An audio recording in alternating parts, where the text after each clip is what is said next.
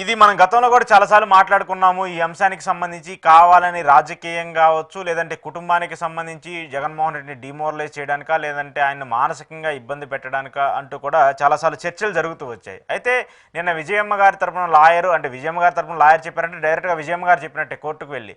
So ఇలాంటి నేపథ్యంలో నిన్న ఆ వాదనలు విన్నటువంటి ప్రతి ఒక్కరికి కూడా కొంత ఆశ్చర్యాన్ని కలిగించినటువంటి అంశము. ఇప్పటికీ కూడా ఇంట్రెస్టింగ్ ఫ్యాక్టర్ ఏంటంటే వాళ్ళిద్దరూ కలిసే ఉంటున్నారు. ఆ డాక్యుమెంట్స్ ఎవరి దగ్గర ఉంటే ఏంటి, విజయం దగ్గర ఉంటే ఏమవుతుంది, జగన్మోహన్ రెడ్డి దగ్గర ఉంటే ఏమవుతుందంటూ కూడా వాదనలు వినిపించినటువంటి నేపథ్యాన్ని కూడా మనం చూస్తున్నాం. సో ఈ హోల్ అండ్ సోల్ ప్రక్రియ అంతా చూసినప్పుడు ఇది కేవలం రాజకీయ పరంగా జగన్మోహన్ రెడ్డిని ఇబ్బంది పెట్టడానికి చేసినటువంటి కేసుగానే మనం పరిగణించుకోవాలా?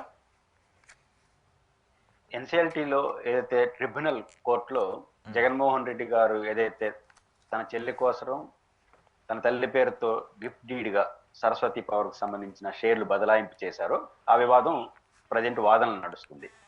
జగన్మోహన్ రెడ్డి గారు తిరిగి వెనక్కి తీసుకున్న కారణంగా.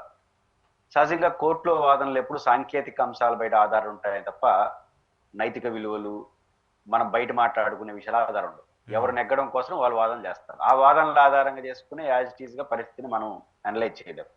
అయితే కేసు ఏంటి, జరుగుతున్నది ఏంటి చూసినప్పుడు కేసు ఏంటంటే సరస్వతి పవర్ కు సంబంధించినటువంటి మెజారిటీ షేర్లను, తన వాటాగా ఉన్నటువంటి షేర్లను, తన శ్రీమతి పేరుతో ఉన్న షేర్లు అన్నింటినీ కూడా తన చెల్లెకి ఇవ్వాలని నిర్ణయించుకున్నాడు వాళ్ళకున్న అవగాహన మేరకు.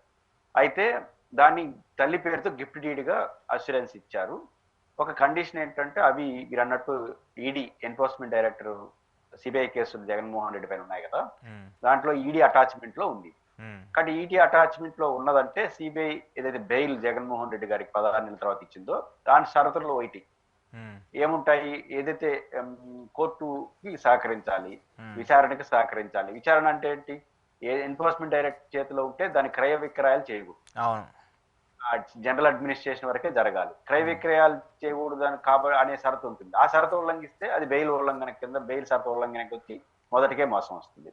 ఇట్లాంటి దశల్లో పవర్స్ దానికి సంబంధించిన సరస్వతి వ్యవహారానికి సంబంధించి తల్లి పేరుతో గిఫ్ట్ డీడ్ రాశారు. దాని ఉద్దేశం మాత్రం శర్మిలా గారికి ఇవ్వాలని. ఆ గిఫ్ట్ డీడ్ లో కూడా తన చెల్లి మీద ప్రేమతో, వాత్సల్యంతో తన తల్లి పేరు మీద రాశాం. ఇది గిఫ్ట్ డీడ్ ఈడీ అటాచ్మెంట్ తర్వాత వాళ్ళకి చెందుతుంది రాస్తూ దానికి సంబంధించినటువంటి బాండ్స్ తన దగ్గరే పెట్టుకున్నారు. ఇప్పుడు ఆ బాండ్స్ అన్ని జగన్మోహన్ రెడ్డి దగ్గరే ఉన్నాయి, వాళ్ళ దగ్గర లేవు. అంటే దాని అర్థం ఏంటి, ఇది పూర్తి ప్రక్రియ పూర్తయిన తర్వాత ఇవ్వాలని నిర్ణయించుకున్నాడు. అంతవరకు దాని మీద వచ్చే ఆదాయాలు వాళ్ళు తీసుకుంటారు. అంటే అర్థం ఏంటంటే ప్రక్రియ పూర్తి కాలేదు, సాంకేతికంగా వాళ్ళకి అష్యూరెన్స్ ఇచ్చారు తల్లి పేరుతో, బట్ ఆ బాండ్స్ తన దగ్గరే పెట్టుకున్నారు. అంటే దాని అర్థం ఈ ప్రక్రియ పూర్తయిన తర్వాత తిరిగి వాళ్ళు బాండ్స్ తో సాగిస్తే అప్పుడు వాళ్ళు ఎవరికి కావాల్సిన వాళ్ళు షేర్లు చేసుకోవచ్చు, ట్రాన్స్ఫర్ చేసుకోవచ్చు షేర్లు. ఈ నేపథ్యంలో జరిగిన పరిణామం ఏంటి, జగన్మోహన్ రెడ్డి గారికి శర్మిలా గారికి మధ్య గ్యాప్ రావడం, ఫ్యామిలీ గ్యాప్ కాస్త రాజకీయ గ్యాప్ గా మారిపోవడం, తెలంగాణలో పార్టీ పెట్టడం, ఏపీలో పిసిసి చీఫ్ కావడంతో అది పరాకాష్ఠకు చేరి ప్రత్యర్థి కన్నా ఘోరంగా తయారైంది. అంటే శర్మిలా గారు దాదాపు జగన్మోహన్ రెడ్డి గారి రాజకీయ అంతాన్ని కోరుకున్నారు, బహిరంగంగా మాట్లాడారు. వివేకానంద రెడ్డి గారి కేసు అన్నిట్లో జగన్మోహన్ రెడ్డి గారి ముద్ద అయితే టార్గెట్ జగన్, ఇంకేమీ లేదు.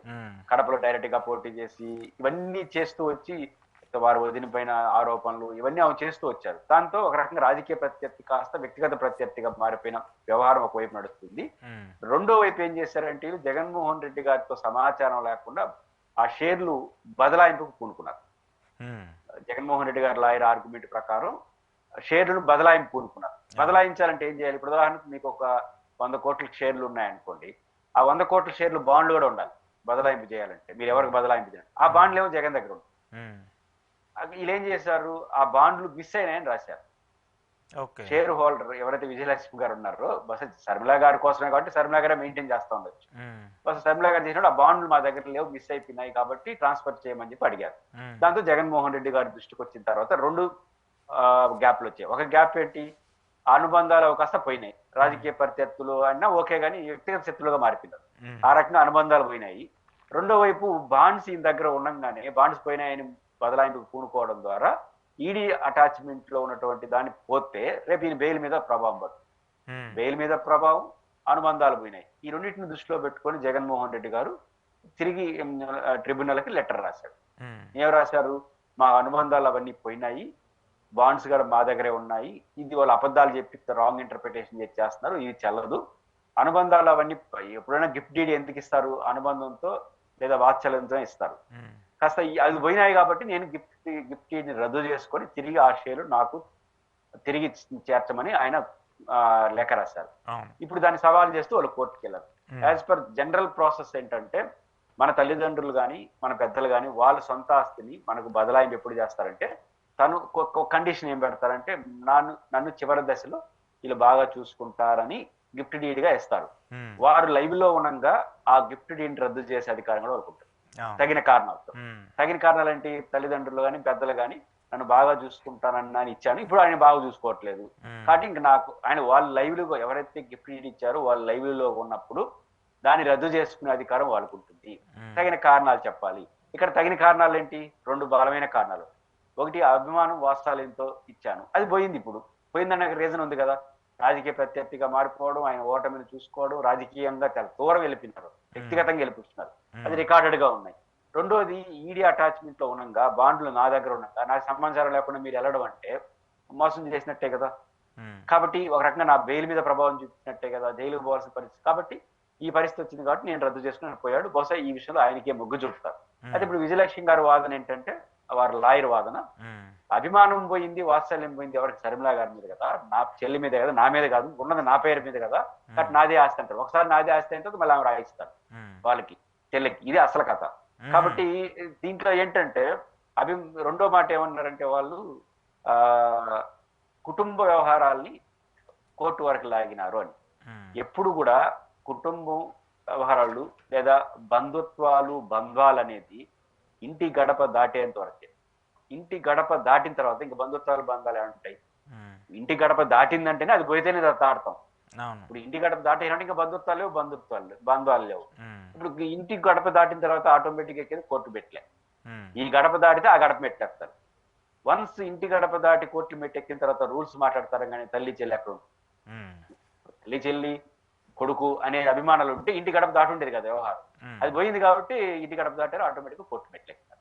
ఇప్పుడు చాలా సింపుల్ వాదన ఏం చేస్తారంటే, ఈ తల్లికి రాయిచిందని వెనక్కి తీసుకుంటారా చెల్లికి అంటారు కదా, మరి ఆయన కోర్టు షరతు ఉల్లంఘించిపోతే జైలుకి వెళ్తే దాన్ని ఊరికి ఏం చేయాలి? ఇది కరెక్టా? కాబట్టి ఈ యాంగిల్ వాళ్ళు తీసుకున్నారు. కాబట్టి నేను అనుకుంటుంది, ఈ బంధుత్వాలు బంధాలు అనేది ఇంటి గడప దాటింది కాబట్టి ఇంకొంటావు. కోర్టులో ప్యూర్లీ టెక్నికల్ వర్డ్స్. ఇప్పుడు ఉదాహరణకు మన ఇద్దరం బ్రదర్స్ గా ఉంటాం, మన ఇద్దరం ఏదైనా ఉంటే ఇంట్లోనే పరిష్కరించుకోవాలి. కోర్టులు మెట్లెక్కిన తర్వాత మన ఇద్దరం ఒకరికొకరికి వ్యతిరేకంగా వాదించుకుంటామా? లేదంటే ఆయన మా అన్న, ఆయన ఏమన్నదని మీరని, మీరు ఆయన తమ్ముడు అంటే ఇద్దరు కొడతారు కోర్టులు. అదేదో కాబట్టి ఈ కేసు నిలవదు. కాబట్టి అదే మనకి అంత అనుబంధం ఉంటే ఇంట్లోనే ఉండేవాళ్ళం కదా. కాబట్టి వన్స్ ఈదుల్లోకి వచ్చి కోర్టు ఎక్కిన తర్వాత ఆటోమేటిక్ గా రూల్స్ ఏం మాట్లాడతాము. వాళ్ళకి ఇప్పుడు బంధుత్వం, మా చెల్లి మీదే ప్రేమ పోయింది కానీ నా మీద కాదు. రెండోది నాది ఆస్తి, ఇవన్నీ ఎందుకు మాట్లాడుతుంది? కొడుకుతో ఎందుకు గొడవ? వదిలేవచ్చు కదా, కొడుకు ఆస్తిగా తీసుకుంటున్నాడు, వదలరు. ఎందుకంటే టెక్నికల్ కోర్టుకి వెళ్ళిన తర్వాత రూలే. ఈయన కూడా రూలే మాట్లాడతాడు. కాబట్టి అది పోయింది కాబట్టి వచ్చింది. కాబట్టి నిరంజన్ రెడ్డి గారు వాళ్ళ లాయర్ చెప్పినట్టు జగన్మోహన్ రెడ్డి గారికి అన్ని విధాల ఆ షేర్లను తిరిగి రాసుకునే అధికారం ఆయనకు ఉంది. ఆయన ఇంకో మాట కూడా చెప్పాడు, తిరిగి బంధుత్వాలు అనుబంధాలు ఏర్పడితే అప్పుడు పరిశీలిస్తాను. నాకు తెలిసి ఇప్పట్లో పోయేటి అదేం కనపడట్లేదు, ఎందుకంటే ఆమె ఇంకా రాజకీయ ప్రత్యర్థిగానే మిగులుతా ఉంది కాబట్టి అది తిరిగి వచ్చే పరిస్థితి అయితే ఉంది. అంటే ఇక్కడ ఒక పాయింట్, అంటే దీంట్లో వాళ్ళు కోట్ చేస్తున్నట్టు, లాయర్లు కోట్ చేసినటువంటి ఏంటంటే, ఇప్పుడు జగన్మోహన్ రెడ్డి గారు విజయమ్మ గారు ఇద్దరు కలిసే ఉంటున్నారు కాబట్టి, సో ఆ డాక్యుమెంట్స్ ఎవరి దగ్గర ఉంటాయి ఏంటి? విజయమ్మ గారి దగ్గర ఉంటాయి ఏంటి, జగన్మోహన్ రెడ్డి గారి దగ్గర ఉంటాయి ఏంటి? వాళ్ళిద్దరు కూడా ఒకే ఇంట్లో ఉన్నారు, కలిసే ఉన్నారు కాబట్టి అది ఏదైనా చేయాలంటే ఆల్రెడీ హోల్ అండ్ సోల్ డైరెక్టర్గా ప్రాపర్టీకి సంబంధించిన యజమానిగా విజయమ్మ గారే ఉన్నారు కదా, మళ్ళీ దానికి సంబంధించి బదలాయించాల్సినటువంటి అవసరం ఏంటి అనేది కూడా కోట్ చేస్తున్నటువంటి అంశం. మెజారిటీ షేర్లు జగన్మోహన్ రెడ్డి గారు, భారతి గారి చేతిలో ఉన్నాయి. మెజారిటీ షేర్లు ఆమె కొంత షేర్లు నుండే ఉండొచ్చు. ఈ మెజారిటీ షేర్లు కూడా 90% ఎప్పుడైంది? ఇద్దరే కలిపాయి కదా. ఈ షేర్లు బదలాయింపు ప్రక్రియ పూర్తయితే వాళ్ళకి 99% వస్తుంది. ఇప్పుడు రాదు. ఇప్పుడు జగన్ గారు ఏదైతే తన శ్రీమతి, తన కుటుంబ సభ్యుల మీద ఉన్న దాన్ని ప్రేమతో బదలాయింపు చేశారో, అది ప్రక్రియ పూర్తయితే ఆమె 90% వానరు. అది ప్రక్రియ పూర్తి కాబట్టి ఈయనే వానరు. 51% ఉంటే మెజారిటీ అవుతుంది. కానీ మెజారిటీ షేర్లు ఇప్పుడు ఈయన దగ్గర ఉన్నాయి. ఒకే దగ్గర ఉన్నాయి, ఎవరి దగ్గర ఉంటే మీరు అంటున్నారు. నా పాయింట్ ఏంటంటే, ఒకే దగ్గర ఉండి తెలిసిన తర్వాత పోయినా ఎందుకు అడిగారు? వాళ్ళు ఈ బాండ్లు షేర్లు బదాయింపు చేయాలనుకున్నారు కదా, బాండ్లు మిస్ అయినా ఎందుకు చెప్పినారు, నా కొడుకు దగ్గర ఉన్న ఎందుకు చెప్పలా, ఉమ్, అప్పుడు ఏం చెప్తుంది, కోర్టు తీసుకురాబోండి అంటుంది.